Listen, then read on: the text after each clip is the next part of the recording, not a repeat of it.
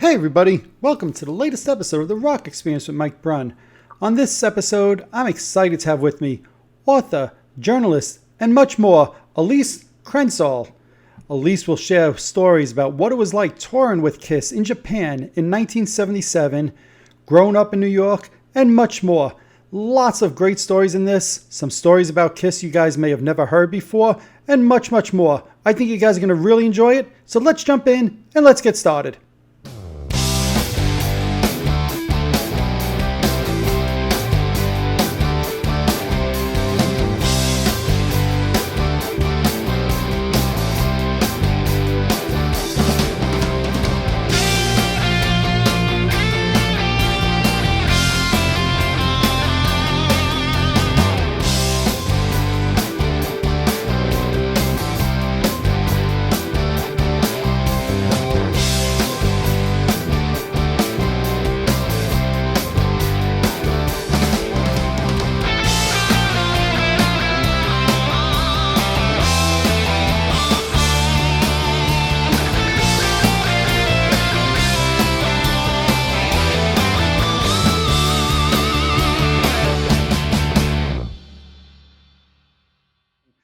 So first, I want to just congratulate you, Elise. I'm so excited to have you on the show today. I have Elise Krentzel with me, author, journalist, lots of other things as well, right? But I'm really excited to have you on the show. Your new book's coming out, Under My Skin, Drama, Trauma, and Rock and Roll.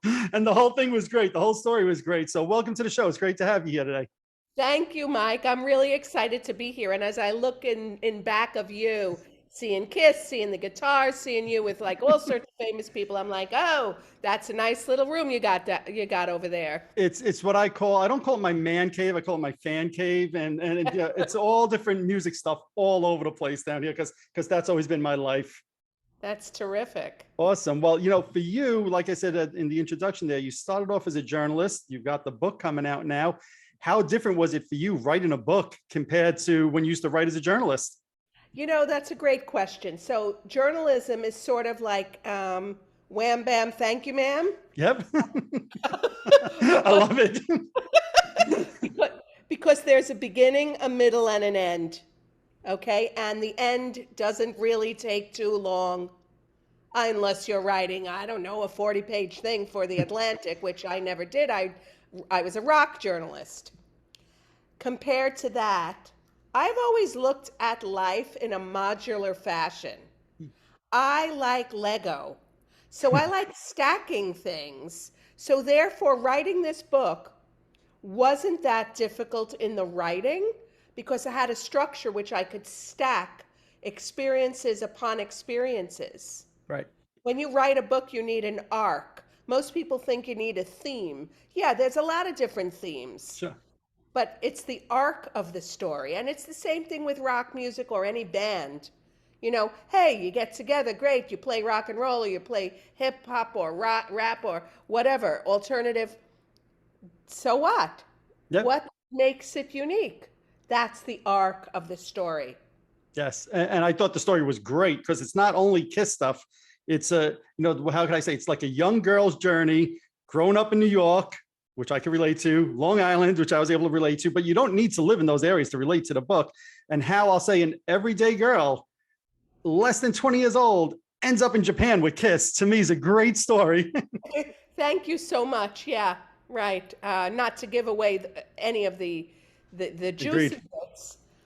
However, to wind up like that was, at one point, you could say it's a feat of determinism, yet on the other hand, it was all like random coincidence. Yep.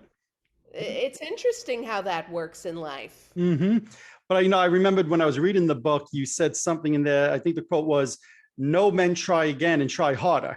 And that was one of the things when I'm reading, I'm like, that's such a great message for people here, because some people hear no and they think, oh, well, I guess I shouldn't do that. But you said, no, just because somebody said no to me, I'm just going to try harder and harder until I do succeed at it. And to me, that's a testament of why you were successful.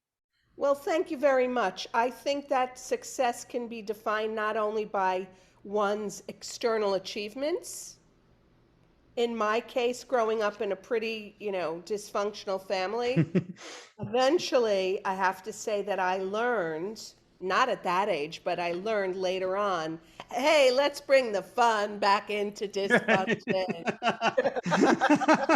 That's great. I love that. I never heard that expression before. And I guess that's a kind of humor that if you don't have humor, what do you have? It's been Right. an approach. And I give credit to my deceased father for that. No Mm. matter what kind of stuff we went through, all kinds of shit. But I give credit to that because humor, that's going to last you. That's going to take you through the tough times.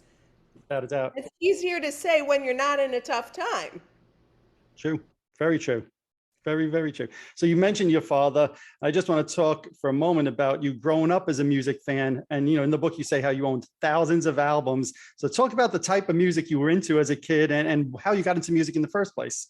Okay, let me do that reverse. So I'll Sure, of talk course. first about how I got into music in the first place. So my dad was a jazz aficionado of the nth degree. He had something like 2,500 LPs, 45s, 78 RPMs. I remember them. Yep.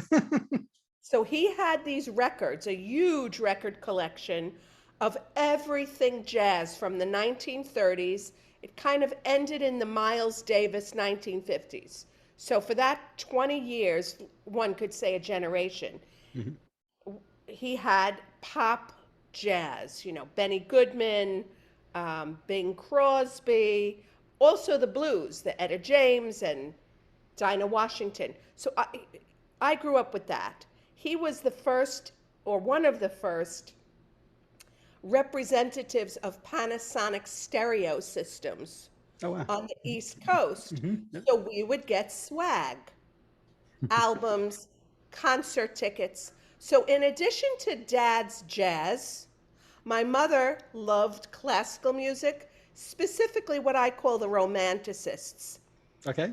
Chopin, Rachmaninoff, Tchaikovsky, and she loved 1950s, the Four Seasons, all those 1950s. And she loved the Beatles and the Stones and everything that was happening in the 60s. That's awesome, actually. So, yeah, That's a it was wide range just of music your parents a liked, which wide is great. range. Mhm. Yeah. And so every Saturday I would go to the record store because I had an allowance. Oh, Mhm. and I played guitar. Okay, nice. So I played Spanish classical Oh, guitar wow. Nice. because mother wanted me to play Spanish classical guitar. Okay, wow, okay. All right. So I'm playing guitar, and every Saturday I would go to the record store with my allowance, whatever it was, 50 cents, and I would buy 45s. They had listening booths back then, so you could discover everything. Yep. And at 8 years old, I'm proud to say that I listened to FM radio. That's great. That's great. Maybe so you want to explain that to your listeners, Mike, a little bit about the difference. Yeah, well, for me growing up, and I was a few years after you, but growing up in New York in the 70s, FM was where I had the rock stations, the top 40, whatever. AM, first off, the sound was always horrible. That's number one. Right. And honestly, I never even ventured into the AM because the sound was so bad and the selections were mediocre at best. And I'll be polite about that. So At FM best. was where it was at. But that's where you got your rock stations and your top 40 stuff. And your case Kasem, Yep, absolutely. Yep, great point. Billboard Top 100. Yes. And so I loved FM at a kid. Most kids were listening to AM radio. Anyway, so I loved Motown, totally into Motown. Also into all the pop, Strawberry Alarm Clock, um, the Three Dog Night, or One is the Loneliest Number, or In the Year 2525. That was such a big hit. Mm-hmm. And many, many more. Michael Jackson or the Jackson The Five. Jackson Five at that time, right? Right. Yeah, yeah, yeah. So, and obviously, as you got a little bit older, you were into the whole New York rock scene, which I'm always jealous. I wish I was like 5 years older so I could have experienced that also, right? But what was that New York rock scene like Okay, back then in the 70s? so it transitioned. So now I'm a Yeah. teenager in the 70s, right? And I decided, I guess at about 14, 15 years old, I want to be a rock journalist. That I knew. I'm going to couple my love of writing with my love of music. I already had this huge album collection. And it's amazing that at that age, you knew you were so focused that that's what I want to do at 14 years old. It was really, like they say, an aha moment. Right. I, ever since I was 13 and my parents divorced, all I wanted to do was grow up and get the hell out of that house. Right. Oh, that's So, great. so it stemmed to reason for me that at 15, yeah, I have to have a plan. Mm-hmm. Any case, so what was happening was I was sneaking out on Saturday nights. It was my mom, she was dating whatever the heck she was doing, not really taking too much care. And I would meet friends, and we would go to the Nassau Coliseum. We would go downtown in New York to the Academy of Music, Mm-hmm. Max's Kansas City, all these clubs. Yeah. The Mud Club, that came later. The Mud Club and CBGB's was a little bit later. Right. So I'd go to all these concerts, and afterwards, I would sneak in to the back room and get in and be hanging out with the rock stars. Um, and so I realized, okay, well, how am I going to start my career, quote unquote? Mm-hmm. I will start to write record reviews, A, B, concert reviews, and C, if there was any gossip or anything I could hear at the clubs after hours. I'll Right. just write about it and send it off to the magazines. It took 2 years. I had some very terrible responses to the point of, you shouldn't even send us anything anymore ever. Oh, wow. Oh, And so back to what you said earlier, yeah. yeah, no did not mean no. It just meant, Right. okay, keep going. Right. Which is a testament to you and your mindset that, hey, I know this is what I'm going to be good at. I'm going to keep going at it. Correct. And I kept going, and eventually I was published before 17 years old in Circus Magazine. Remember that magazine all too well growing up as a kid. And uh, one of the articles that I wrote was about a singer-songwriter in Vermont, and I remember the publicist inviting me, and I was so excited. We took a Cessna in the middle of the night, in the dead of winter, in December, to Vermont to interview him Oh, at wow. his home. Mm-hmm. I got out of the plane, it was 6 foot of snow. Right. I was totally unprepared. I was probably wearing platform shoes or something. Right. Oh, that's great. That's great. But to me, one of the things, and you say this in the book, that you had this, I think the words you use is fierce determination. And you could just hear it as you're telling your story right now, that nothing was going to stop you from doing what you wanted to do. Right. And believe me, Mike and listeners, as a girl, as a female back in those days, oh my gosh, I had to have a nerves of steel because it was really misogynistic. It still is to Mhm. this day. Sadly, it is. Yep. Yeah, sadly, but Yeah. not as bad as it was, Of though. course. Yes. So true. So true. You know. Yeah. And you do, and I'm not going to share the stories. I want people to read them in the book, but you Yeah. do say you have a couple of stories in there that really highlight what it was like for a woman during that time to be in really a male dominated profession. And, it would have been very easy for you to say, hey, I'm going to do something else. But that's one of the things that, because I have a 23-year-old daughter, and reading the book, I'm like, there's something about this, like a female empowerment could be taken from this book. Although I don't think that's the intention, but you could certainly read it and say, wow, this is female empowerment. If you read this and what a woman can do if she puts her mind to it and cut through the nonsense of all these guys saying, you can't do this, you can't do that. You can only do it if you do A, B, or C. You fought through that and succeeded, more than most people would.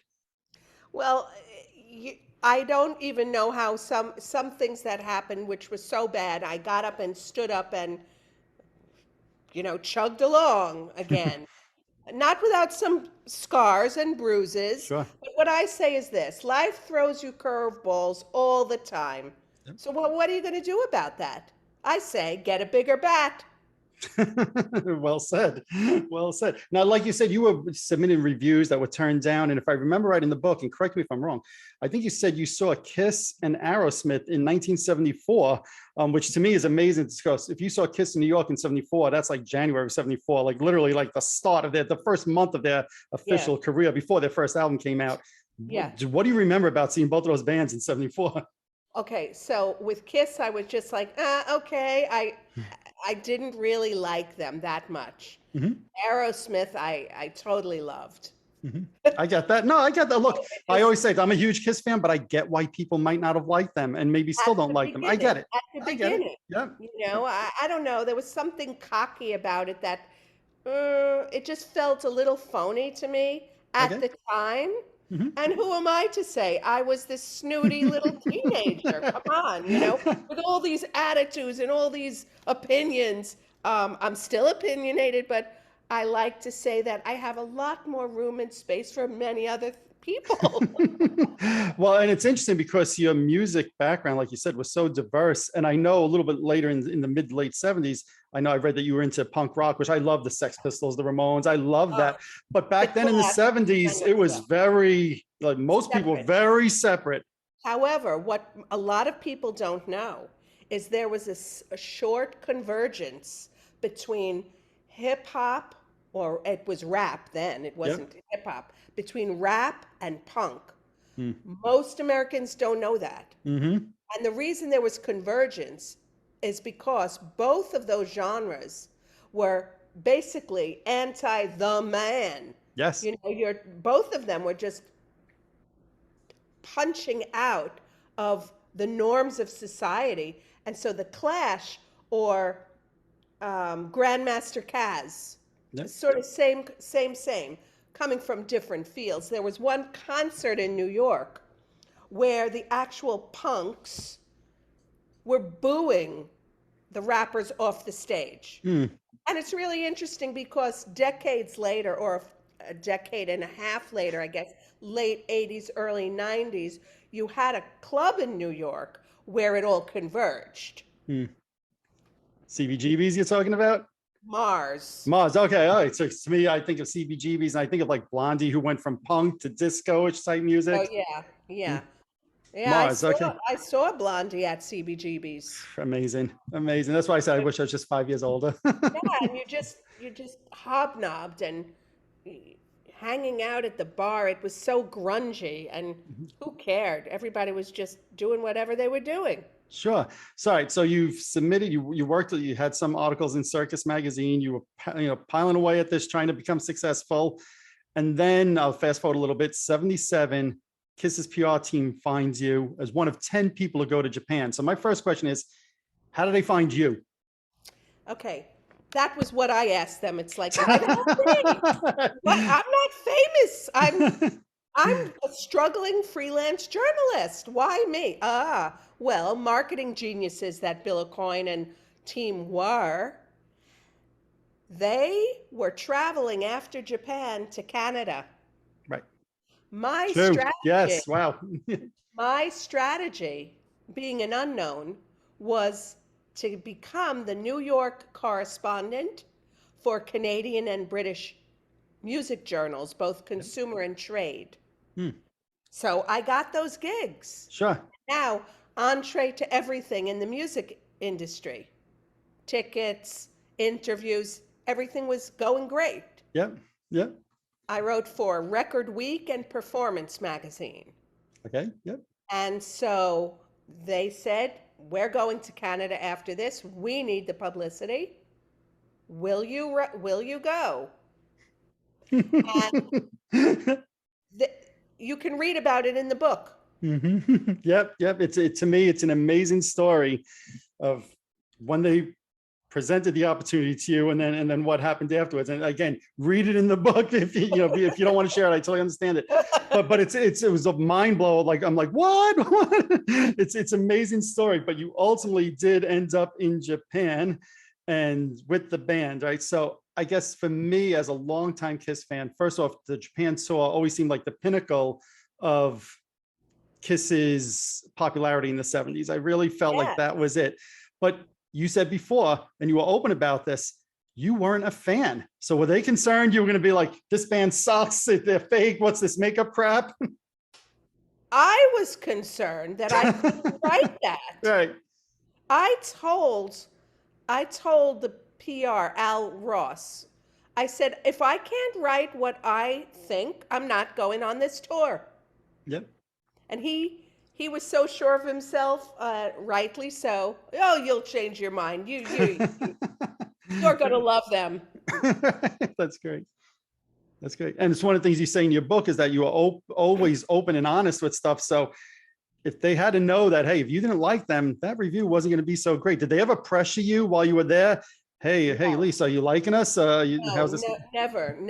No, That's great. no. That was a kind of, I guess, editorial freedom, because once I signed on to go on that tour, it was pretty clear to their PR people that no, she's going to like it. It was clear to them in their mind.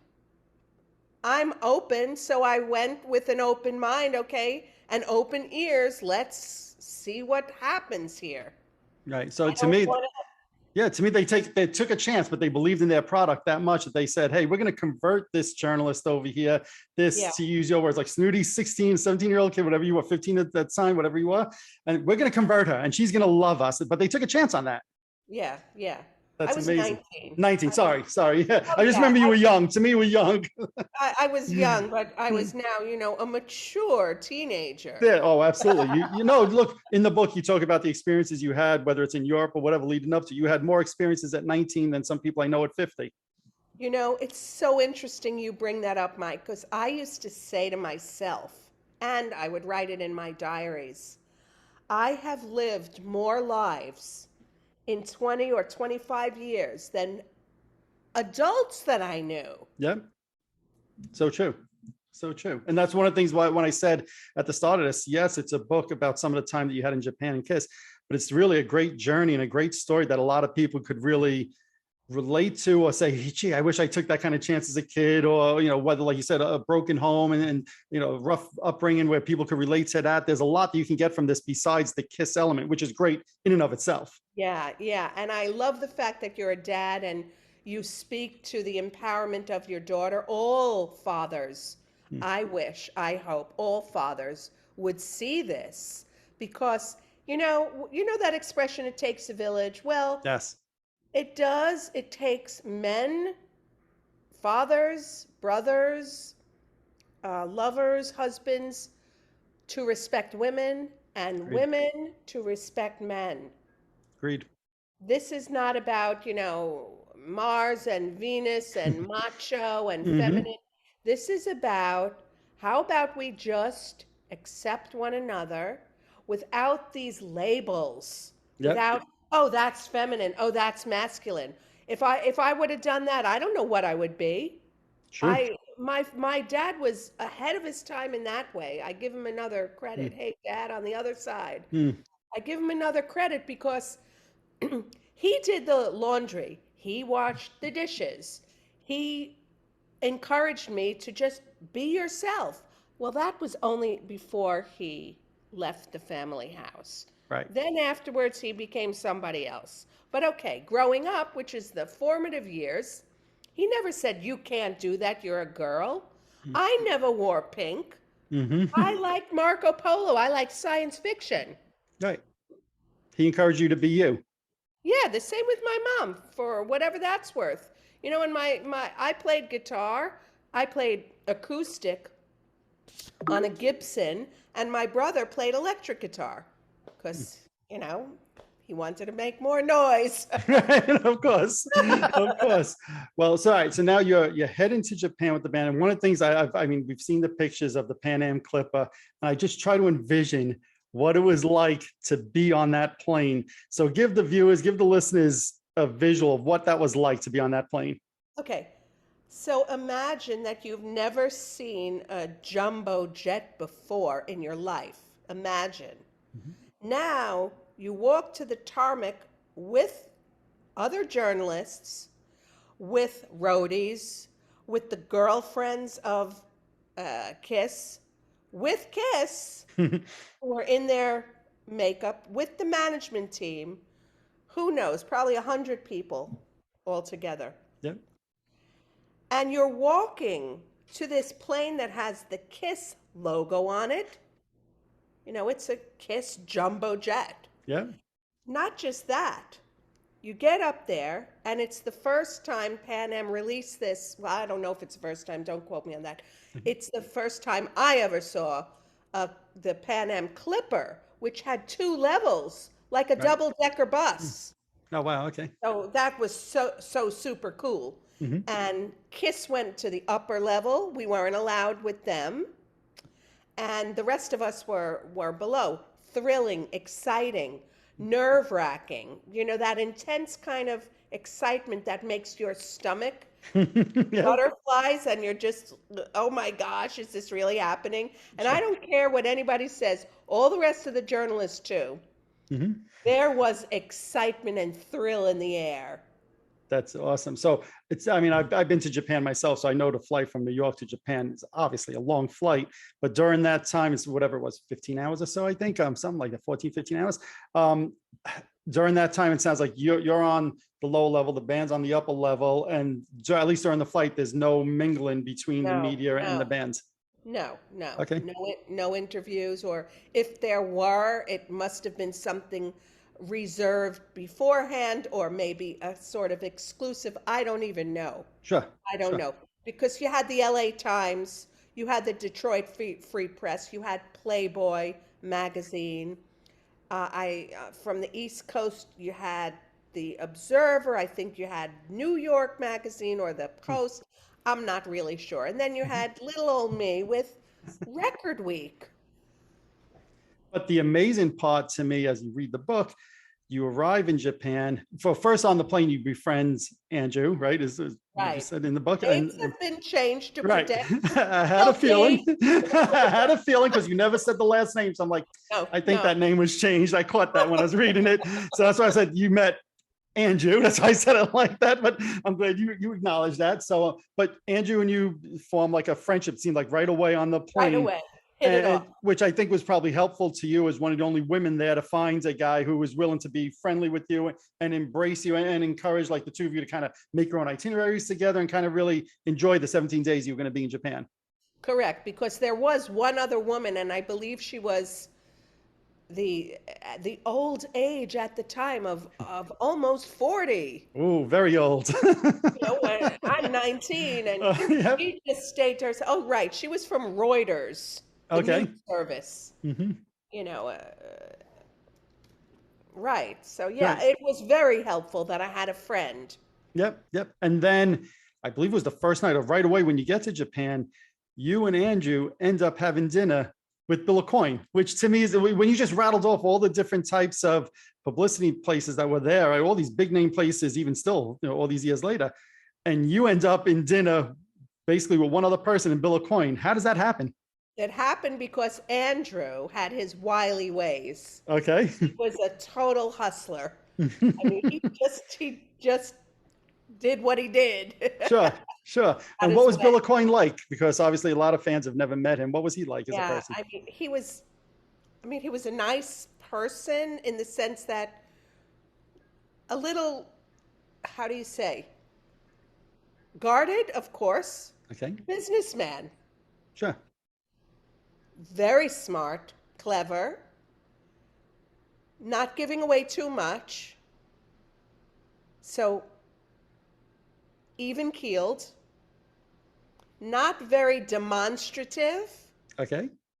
whereas the PR manager, Al Ross, was way more talking with his hands, Sure. smoking a cigar, you know, this kind of image that you would have of an impresario kind of person. Sure. But Okay. Bill was more demure, if you will. Makes sense. Yep. Yeah, and No, he was just chatting with us and letting us order whatever we wanted. I had scallops for the first time in my life. that's amazing. That's great.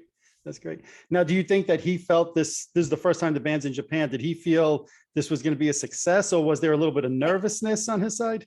Not if there was, it wasn't shown to me. Okay. Yep. However, remember this. they spent enormous amounts of money for this tour. Sure. They had over 10 tons of equipment. Mm. Their show was amazing, Yep. beyond belief. And now you can see this all because the Live at the Budokan album. They bet, of course, it was a bet. And yet, it probably in Bill's mind was a calculated risk. Yep. Which is what he's known for, right? That was him even from day one with Kiss. He was the risk taker, but if he believed in something, he went full in. So it sounds like that's what he did with Japan also. Also, the Japanese, there's the Japanese part to this. The Japanese are not known to take risks. They're almost risk adverse. Yep. Quite the opposite. On the other hand, they invented kabuki theater. Yes. So it was immediate. It was an immediate love affair. And the publisher of the Kiss music catalog in Japan, before they ever came to Japan, they were going to promote the heck out of this. Yep. So in a way, you could say it was a done deal. Everybody was behind Kiss in Japan. Yep. The music publishing house, the record companies, all of the radio stations, the Budokan, the promoters, Udo, they were all behind it. Yep. I think one of the amazing things, and there's been a lot of press on this for the last couple of days, right? In your book, you say that during that dinner, Bill O'Coin hits you with the bombshell that Kiss fans never heard that before, right? That this was supposed to be the quote last hurrah for the band, right? And there was going to be the Pacific tour, that Canadian tour you spoke about. Right. One more album, the band was going to be done, right? So I know in the last week, a lot of Kiss fans have been talking about that. During that time, did you ever sit there and say, nah, Bill, you're full of it. That's not happening. Or what do you think of that when he said that? I don't remember the quote, per se. Right.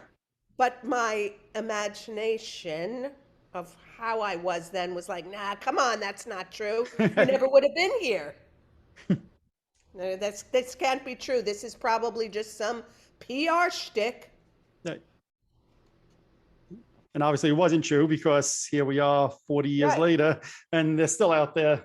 And, many, many bands use that, though. Our last tour, how many times have the Stones said that? Oh, Listen, I think almost every band has. Well, even when was it? About 7 years ago, it was Kiss's 40th. Was it 40th? Yep. Right. So I saw them in Austin. And they announced it, or the press announced it's their last tour. Right. Oh, yeah. No, it's not their last tour. But one thing I have to say about that concert, because it was the first time I saw them in all those years. Oh, wow. Okay. And so Paul Stanley gets on stage, and this cracked me up. So here I am in Austin for the last 10 years. He gets on stage and he says, Austin, Texas, which their tagline here is the live music capital of the world. Okay. He says, Austin, Texas, you're not the live music capital of the world. Oh, that's great. Everybody was applauding. Oh, that's awesome. I think they tuned that out. Right. That's hilarious. Very, very funny. So I tend to agree with you. I know Bill said that to you. Maybe that was a little bit of a thought. And we know the band started to go through a little bit of a tough time shortly after that. So maybe he sensed that. So while you were there, were you traveling with the band? I know you were traveling obviously from concert to concert, but like when they were on the Bullet Train, when they went to the Buddhist Shrine, were you with them in all of those? We were separated. Okay. So the journalist traveled with the PR. Bill, Rhodey's band traveled together. Now, they would go earlier in some cases for dress rehearsals, and in other cases, just a different part of the train. We were not together like that. Okay. Only time we were together was at a rehearsal. We were allowed into 1 or 2 rehearsals. Okay. At the Budokan. And when we were doing interviews, and one time there was the welcome dinner and everybody was together. Okay. Yep. Yeah. So then you can't necessarily say, like you saw the band sometimes, but you can't say what the interaction was between the band members. Did it seem normal to you, at least during the sound checks and stuff? Yeah. Yeah. I mean, Gene is an all powerful figure. So, I think we've noticed that over the right, years. so who's in charge? Right, Who's of in course. charge? Right, Kind of absolutely. thing, kind of thing. I think, I don't remember his name, but there was one roadie or Okay. security guard that was a really nice guy. I just, gosh, he had brown hair, dark brown hair. He was Mm, sort of heavy set. Um, and I don't know his name, but he okay. got me out of trouble one night. Yes, which is another great story in the book, which we'll save for the book. Absolutely. Thank But you, it is a thank you. great story. You don't have to, again, you don't have to be a Kiss fan to enjoy the story, but it is a great story. And I was actually happy to see that somebody came to your rescue with that. But one of the things also you say in the book, which I thought was kind of cool, is you were able to see that translate. Fans have to remember and think back. This is 1977. People didn't know what Kiss looked like without the makeup and all of that. And you got to No, see that transition of them from like everyday people to the superstars on stage. And, I'm assuming there was probably a big difference between what you saw when they were everyday people compared to them being superstars on stage. remember, I saw them in 74. Yep. Okay, it was not the terrific, fantastic. There, it was okay. It Right. was okay. And now you're at Budokan, which is, I don't know how many seats, 12,000, I think, 20, Right. 12, that 12, Something like 5. that. Yeah. Anyway, thousands. And there are thousands of Kiss fans with makeup Yeah. screaming their heads off. And I wrote in my article that I did for Record Week, they were bigger than the Beatles because they actually were. Right. Right. Right. At They, that moment in Japan. Mhm. it's it's a defining moment of their career. Yep. Yep. And what I think it was 4 nights, 5 nights, whatever it was in Budokan that they sold Yeah, out, which is yeah, just absolutely sold out. incredible. Yeah. Absolutely incredible. Now, one of the things you said, you're talking about the crowd, which I found very fascinating. We've seen the video of Kiss in Japan, and we see people sitting there very polite and then clap at the end. But you were saying how there was a lot more women in the crowd than men, which Yes, blew my mind. I'm like, wow, okay. In America, it was probably more the opposite. It was a lot of right, guys, teenage right. boys, but Japan, it was almost the opposite, it It sounds like. was almost the opposite That's because amazing. it was 80% girls. Wow. I never realized that. Because they were attracted to the the the characters. Right. These were like again, like the Beatles. They had I love Gene, I love Peter, I love Ace, I love Paul. And then the crowd was dressed up in the makeup of the star that they admired. Right. Right. Wow. And it was And mostly again, women. kabuki. Right. Right. And then what was the crowd? Because again, my interpretation, seeing the videos, is that the crowd is always very polite, much different than the New York crowds you grew up with as a kid, right? So, Or even, I'll tell you, even down south where I am now, it's much quieter. They don't get crazy until the last two songs. right. Right. It's reserved, reserved. So, yeah, they were clapping and they were screaming, Kisu, throughout the whole thing. Uh-huh. And they got up, I think, the last couple of songs before the encore. Okay. Okay. Wow. I'm But sure that must have been screaming, crazy. screaming, and lighters, holding the lighters. Remember that in the Yes. concert? Oh, yeah. The lighters and the Kisu. So for you now, having grown up in New York and Long Island, again, I know you traveled to Europe as a kid, but Yeah. Japan, I've been to Japan. I was in Japan 9 years ago, oddly Oh, enough, late March, very similar to you, right? And I was blown away with Japan, and it was a cherry blossom season. And I say this yes. all the time, that if in America, if you've been to Washington, D.C. in cherry blossom season, that's like you saw one tree compared to Japan. That's nothing. Japan, it blew my mind. I saw Budokan. I didn't get to go in, but what Oh, was Japan as a country? What was that like for you, just being there? it gives me the chills even thinking about it. Did you ever go anywhere, Mike, in your life? It doesn't matter where, and you felt like, I really don't like this place. Yes, Okay. 100%. And then you've been to other places where you just felt at home. Yes. I felt the moment I landed in Japan Yep. that I belonged there. Mm. Yep. I felt a camaraderie. Japan is so gorgeous in every way, as you saw. Yes. It's beautiful, and people treat the land, the environment, and each other with respect. Absolutely. And for me, it was a visual orgasm. Yep. Totally. Everything is so beautiful. Yes, It's absolutely. just from the rock gardens to the way you go into a department store and purchase something, and the packaging Right. is origami. Yep. And the food and the presentation. Uh, what could you say? It was mind-boggling, and every sense of mine was alive. Yes. Well Right. said. Well said. That's how I felt when I was there. Do you think the band and did Bill Coyne and the other people you traveled with, like, what did the band feel about being in Japan that time? I think they were thrilled. I think that they were soaking it all in. And moreover, and probably the most important thing was the accolades given by the press, by the media. They became superstars there. Sure. Sure. What was the So, Japanese press like for? So obviously you had your group of 10 people that traveled with them. What was the Japanese press like for them?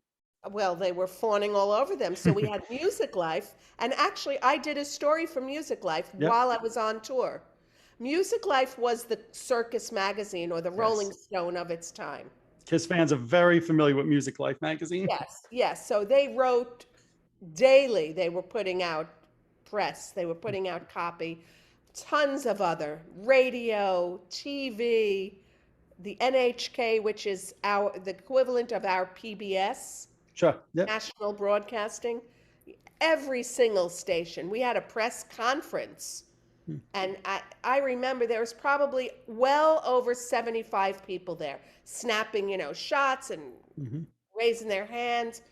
Terrific press conference. Yep. I always get the impression that the entire Japanese tour was kind of building up to the shows at Budokan, right? Because those are the They last were. shows. All right. So, and obviously we know that they were recording a live album there as well. What do you just remember about Budokan first before we even talk about the shows? Okay, so before we talk about the show, so somebody gave us some little background about Budokan. Budokan was not built as a concert hall. It was and still is the main sumo wrestling hall. Okay. So it's octagonal in shape. Right. Yes. In a way, kind of interesting, when you go to a rodeo in America, the rodeo halls, well, they're more like racetracks. It's oval. Right. It's sort of like that. It's built for something else. So I went at first I was amazed at the architecture and the structure of it. It had a wooden roof, Mm-hmm. had huge from the mezzanine all the way up. It's just beautiful. A beautiful structure of a building.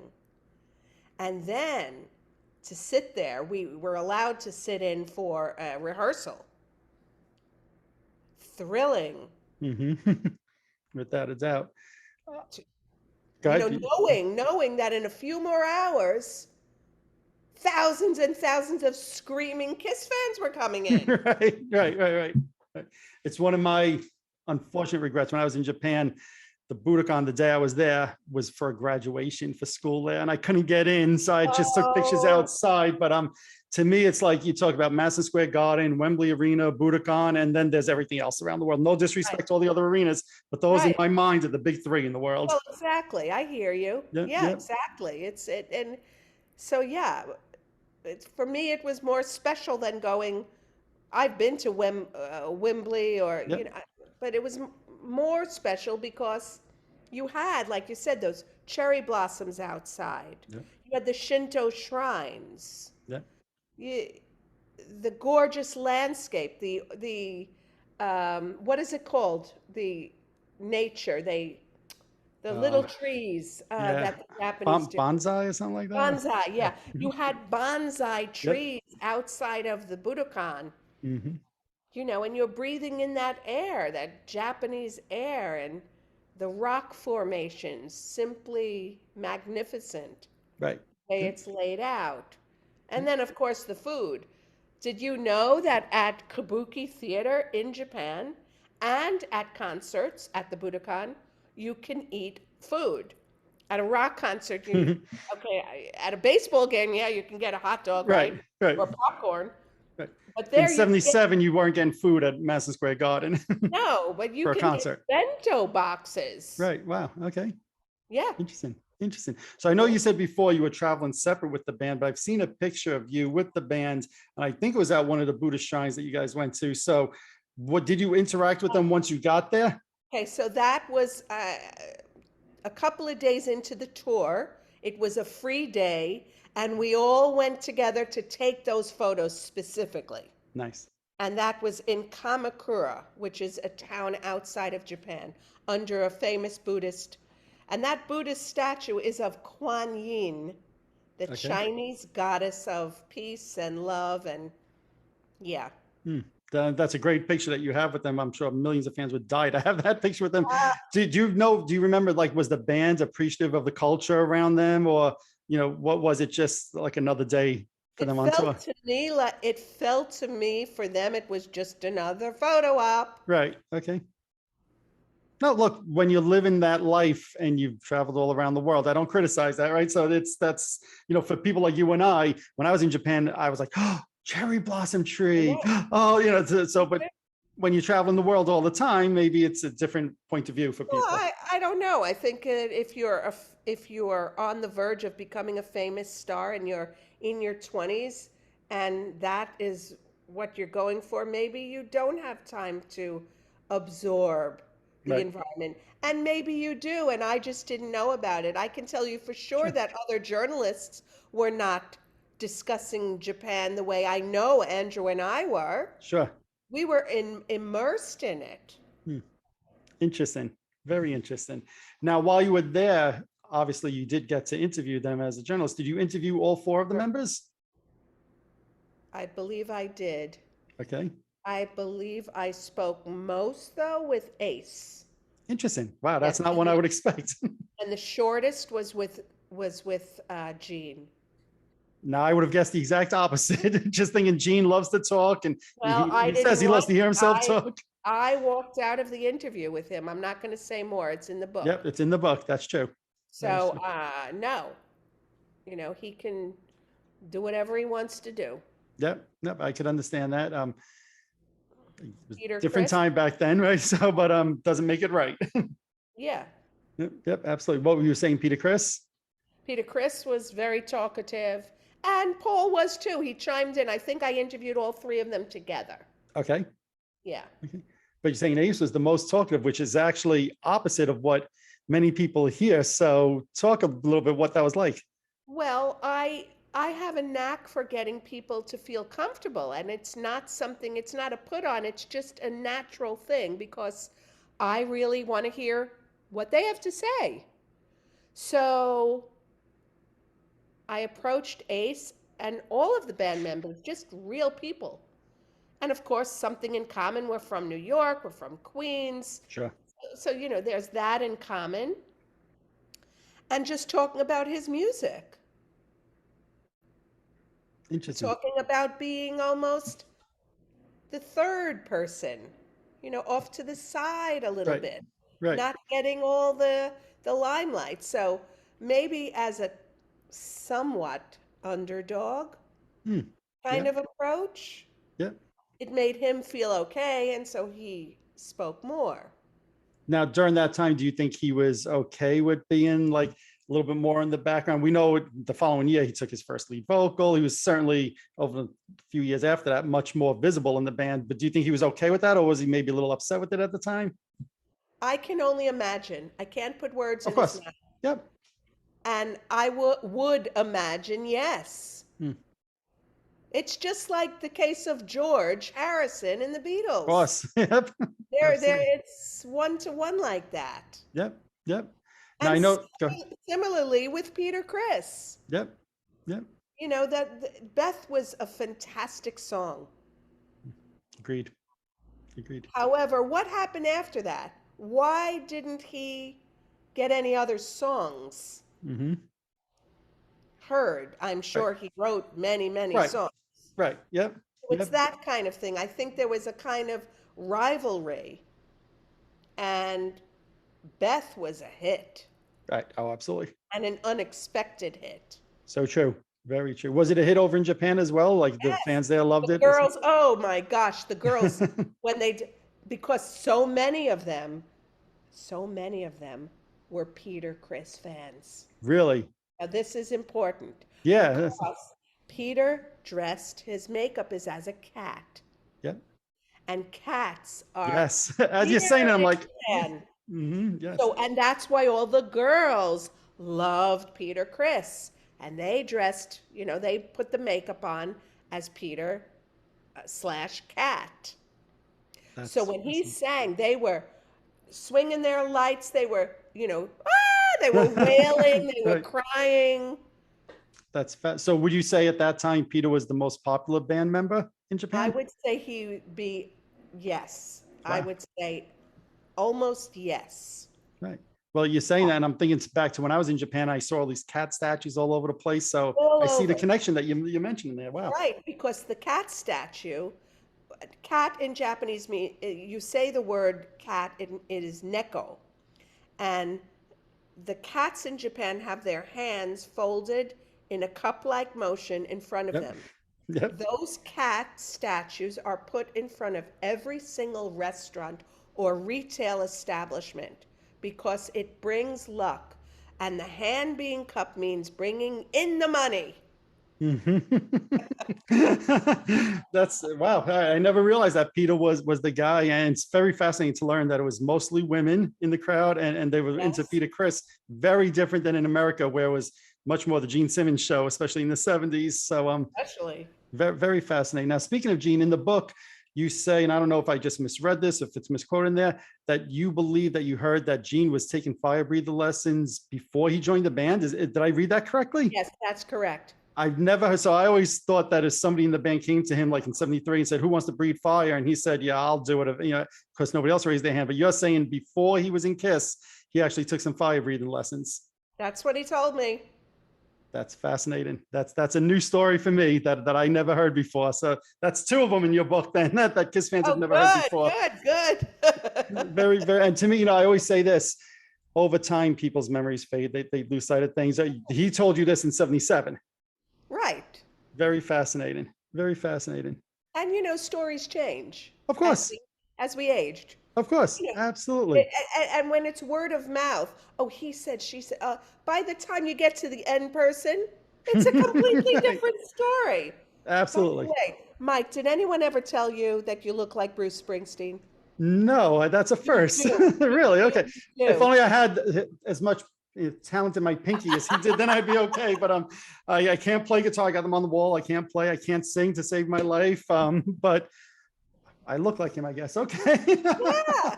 And that's somebody else that you saw very early on, right? Bruce Springsteen. You say that in the Yes. book, right? So Oh, what was the that like East, seeing the boss oh back my in the God, the boss in the East Street Band Mhm. and Rosalita. Oh my God, singing Thunder Road right in front of me, 50 feet away. Wow. Unbelievable.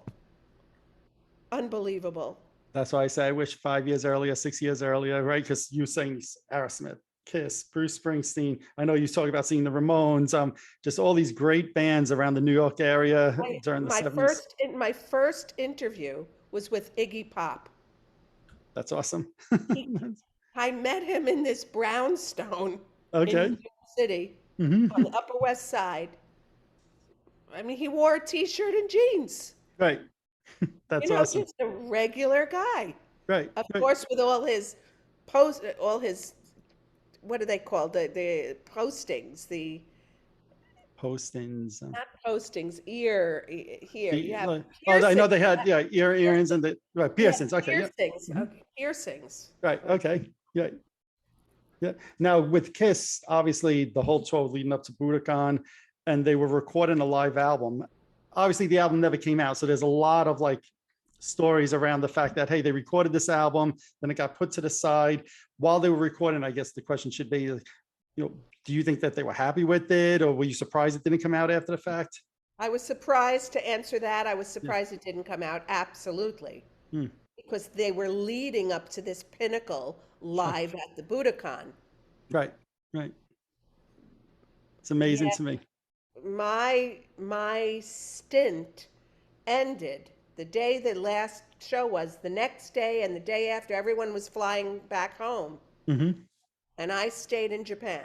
Right, right. And I know you say this is the first of 3 books you're going to write, and you kind of tell a little bit of the story about you staying in Japan, which again, I'll leave for the people to read the books, but even that part and some of the things you did afterwards, to me, it's like unique is one word I'm going to say. There was one thing that you're trying to sell. And again, I'll leave it for people to read in the book. And I'm like, what is that? I don't even know exactly. I have to like Google this and say, what is this? Blah, blah, blah, blah. You know, like, I don't even know what that is. Like, you found a way. I knew what it was. Okay. I didn't know what it was. Which is, to me, that's great. It's just like, just another curveball in the whole Yeah. story here. All of a sudden. Another adventure. But Right.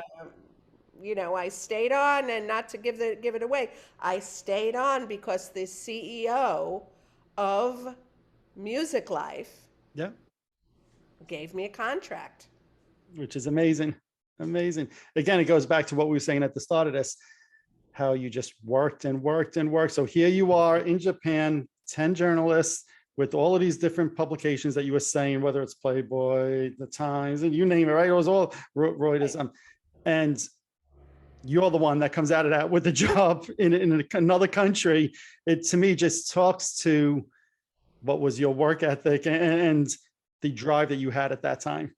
Well, it's interesting because I wasn't, of course, I loved rock music. I loved being a journalist. I loved writing. Yet this opportunity was offered, and I knew it was an opportunity. Sure. How could I say no Right.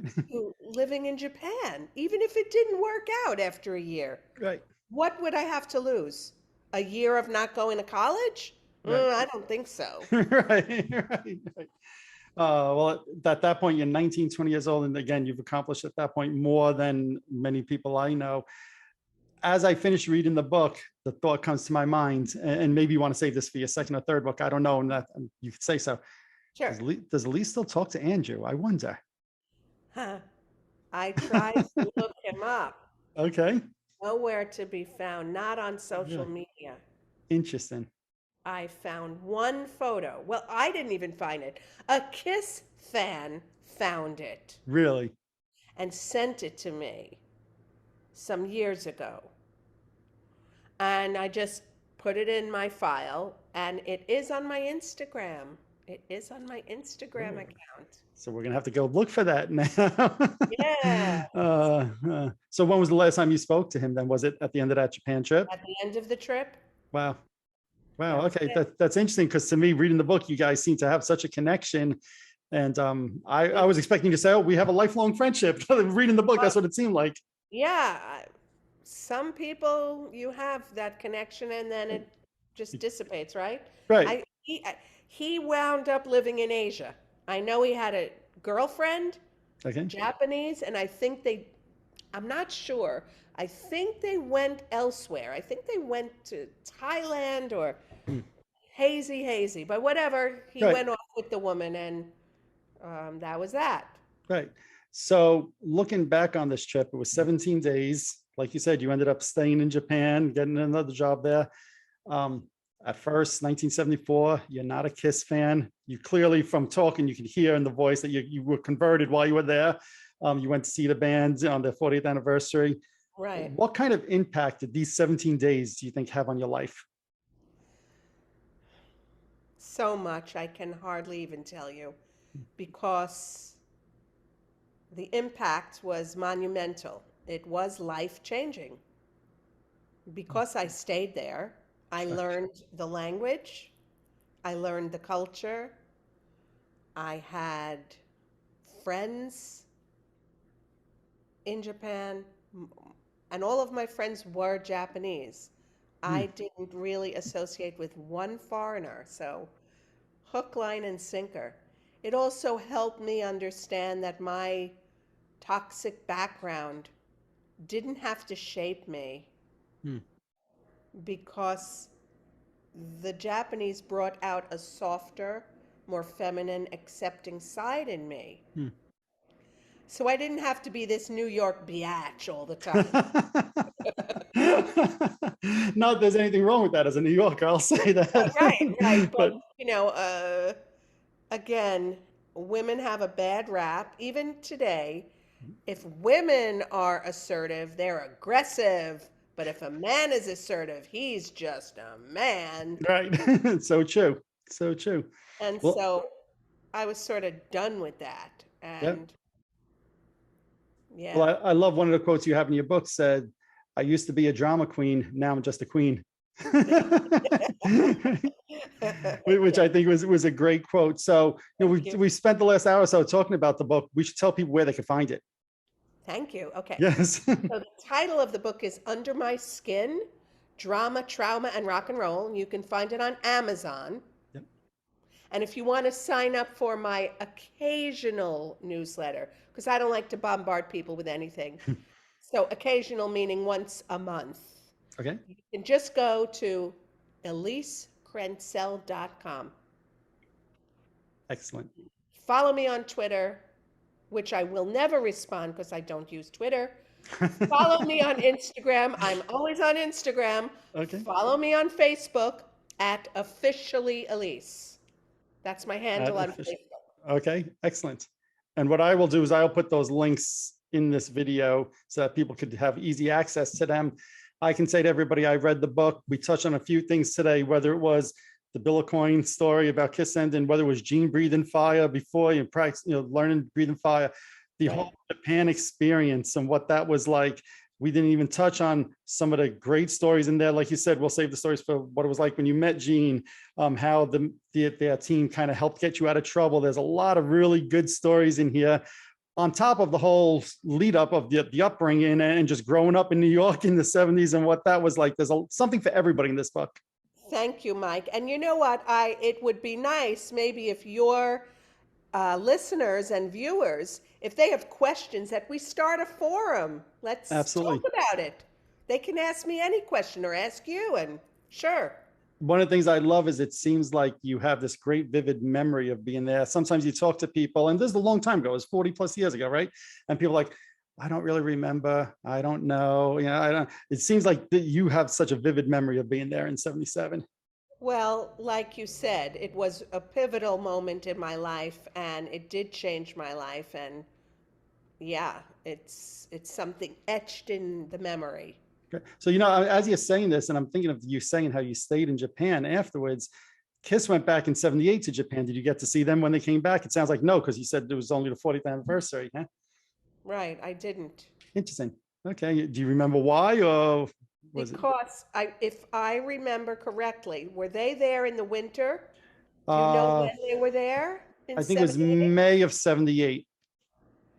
I think it's because I wasn't in Tokyo. I had an assignment actually for the leading men's magazine, like the equivalent of Esquire, Okay. Yep. called Popeye. And I was on assignment in New York. Interesting. So you were back in New York while they were in Japan. Yes. Very interesting. Well, like you said before, the book is Under My Skin, Drama, Trauma, Rock and Roll. It's a great read. It's a quick read. It's an easy read. It's a fun read, really, is what I'm saying. And I would highly encourage everybody to check it out. Elise, I want to say thank you for joining. I love you have this energy about you. That's just, I understand why Ace wanted to talk to you. Right? You have this energy about you. That's just, it makes it so easy to talk to. And this was a lot of fun. I think the fans are going to love it. So thank you. Thank you, Mike. Thank you for everything you do. Thank you. All right. And we'll talk again soon. Everybody go buy the book, Under My Skin, Drama, Trauma, and Rock and Roll. Thanks again, everybody. Later. Bye. Alrighty, there you have it. I'd like to thank Elise once more for joining me. A bunch of great stories, Elise. I know the Kiss fans and just music fans in general are really going to love them. Thanks so much for sharing those stories. I highly recommend all my listeners and viewers go check out her book, Under My Skin, Drama, Trauma, and Rock and Roll. It's a great read, a fun read. You heard a little bit about it on this episode today. Also, if you have any questions for Elise, like you heard her say, put them in the comments, send me a message, post them on my Facebook, whatever it may be. I'll get them over to Elise, and we'll see if she could maybe answer some of those questions in the future for us. Once again, pick up the book, Under My Skin, Drama, Trauma, and Rock and Roll. If you're watching this on YouTube, hit that subscribe button below. If you're listening to one of my podcasts, subscribe over there as well. Also, head on over to Facebook and follow my page, The Rock Experience with Mike Brunn, where each and every day we talk about all the rock and roll music that you love. You could also follow me on Instagram and Twitter as well. That's it for this episode. Thanks for watching. Thanks for listening. See you all next time.